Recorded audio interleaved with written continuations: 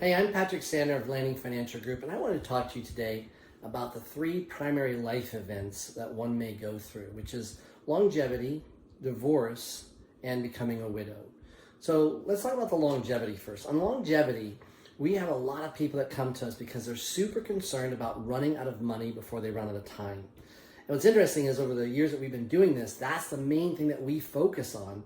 We do a 5-part plan as we're working into the numbers, but the biggest issue is we don't ever want our clients to run out of money before they run out of time. And we've had a lot of clients who've lived on into their hundreds. That's a lot of years to be retired and live from 65 to 100 without having any source of income coming in from work and have to survive off of living off of your investments. And so here's the real key to being able to make that work along with these other areas, and that is to have a really solid budget. Now, when I'm saying have a solid budget, it means trying to put together the expenses of what's going out of your household on a monthly basis. So a lot of times you may pay things like quarterly or semi-annually or annually, but what you want to try and do is take those amounts and divide it by the month. So example, if your car insurance you paid every 6 months, divide it by 6 and add that money to the budget monthly. If maybe you're doing your escrow taxes on your home once a year, divide it by 12 and add that amount to your monthly budget.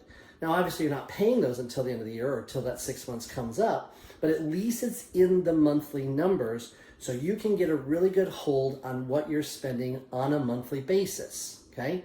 And it sounds kind of crazy to go through and put all this together, but really, once you get into the habit of doing it, it does not take that long to really be able to update it and keep it in front of yourself. But where it'll benefit you is if you know how much is going out of the household and you have an idea of how much is coming in, which is fairly simple because you usually have Social Security, maybe you have a pension, if you have a job, so the income coming in is usually easier to track than where the money is actually going out to. But if you track where it's going and you do this over a period of time, it's nice because come next year, you can say, wait a minute, how much did January cost me? What did July cost?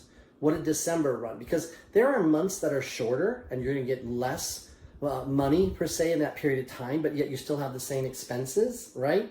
So it's nice to know there's different months that are going to cost a bit more because of holidays or anniversaries, what have you.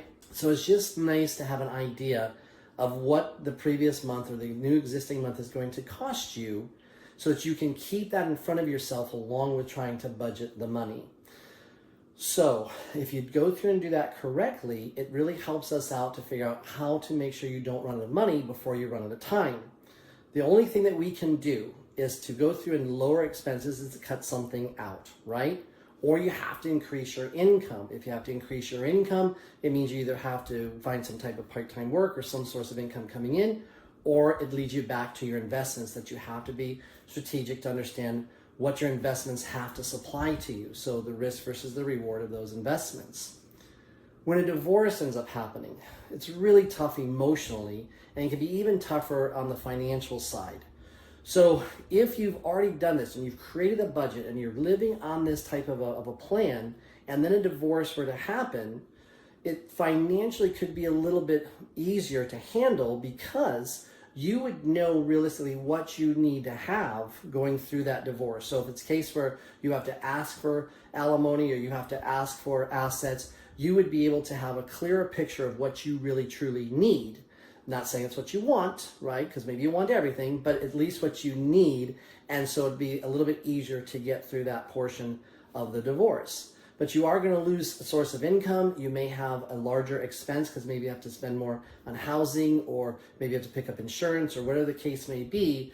So again, it's easy just to adjust that budget and be able to see what you need as far as the income because you've been working with it for a while.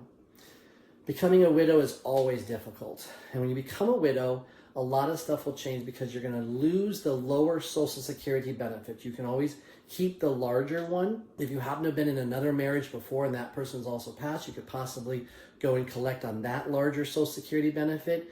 But you're going to be able to collect only one Social Security benefit, which is going to be the higher one. You're going to lose the lower one. In some cases, you may lose pensions, lose parts of pensions. So it's very, very important to know where you would stand if you have some type of pension money coming in. And then also understand that the beneficiaries are set up appropriately so that if you lose that spouse, you know what's coming to you and what's going to be under your control so you can continue forward, right?